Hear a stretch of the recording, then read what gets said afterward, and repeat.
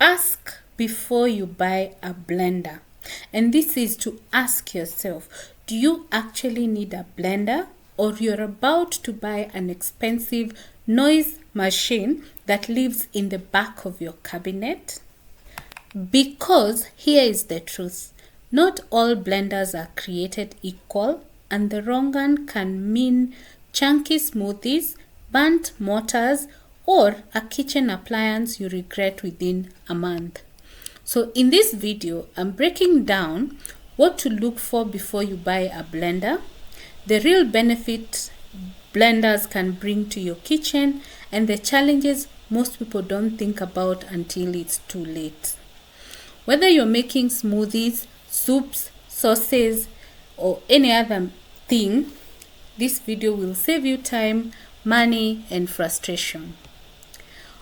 The first question you ask yourself is, what do you want your blender to do? Because a blender that's perfect for smoothies might be terrible for crushing ice, making nut butter, hot soups, or daily heavy use. So the common uses are like making smoothies, protein shakes, that is medium to light power, and then frozen fruits and ice, high power motor required. Soups and sauces needs good blade circulation. Nuts, butters and hams, strong motor and durable blades. Single server convenience requires a compact personal blender. If you only make smoothies twice a week, you don't need a commercial blender. If you blend every day, cheap models won't last. Rule of the thumb: match the blender to your lifestyle, not marketing. The next thing we look at is the motor power. Don't fall for the hype. Blenders love to advertise watts and horsepower, but more isn't always better. General guide: 300 to 600 watts for basic smoothies and soft fruits. 700 to 1000 watts for frozen fruits, ice, thicker blends. 1200 plus watts for nuts, ice crushing, and heavy duty use. Let me know in the comment section whether you considered the watts before you bought your blender.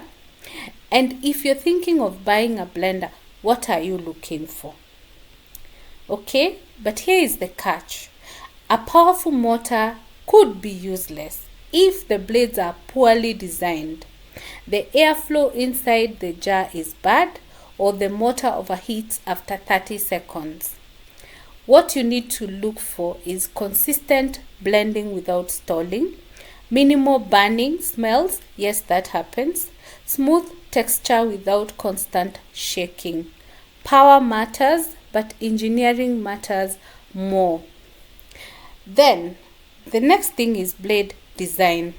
Sharp isn't everything. Most people assume sharper blades equals better blending. Sometimes it could not be true.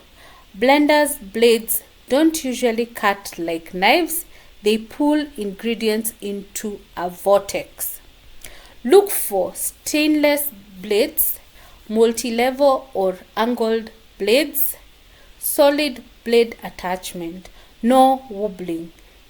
As you can see, my blender here, which is a Black & Decker, is doing an amazing job. So it's one of the brands I would recommend. My experience with them, because this is the second one I'm having, has been amazing. Okay, then you need to look at the blender, like the purpose you're buying it for. Look at garlic, the small quantity it could not crush. Okay, so that is something you need to consider. Now, when it comes to cleaning, rule of cleaning a blender: you should clean it immediately after use to avoid staining or messing up the acrylic in the blender. And then when you're choosing a blender, make sure you can open the bottom and you remove that round thing there, which I'm trying to remove. You can see so that you clean the blender completely. If you don't remove that white thing, it's like a round shape thing, then it means you continue using it when it still has dirt from the previous blending. So make sure that you get a blender that you can remove the bottom part and be able to return it. It's actually something you should not even negotiate for it. I've had experiences of blenders which you clean and they don't get clean, and then when you're pouring your liquid, you find black things or you find dirt in your drinks. This is the reason why you find the dirt. So make sure you can detach everything and clean it. If you have a blender and you've never tried to open the bottom, I think this is your wake up call to try it this time. Okay, so what are the benefits of owning a blender? You can make smoothies, so it is for health and nutrition. You can also make sauces and soups at home and manage a lot of things. But it is advisable to balance between blended fruits and you eat them raw. I'm not an expert in nutrition, but from what I have heard from nutritionists, don't always blend your fruits. Sometimes you can eat them the way they are. Okay, then blender can help you make a quick smoothie or snack or a shake for whatever time, breakfast, snacking, and all that. And then it can help you make some easy mixtures. I've seen people make mixtures of even pancakes. Later in the video, you will see me trying to make sweet potatoes pancakes, which did not work. But I tried to mix the ingredients in the blender and they were working very well as compared to me doing the job. I know there is, what is it called?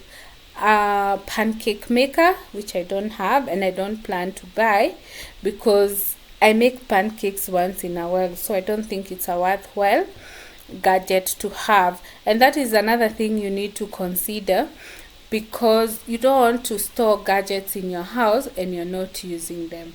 Okay, so here are the questions you must ask yourself before you load that blender from the shelf to your cart.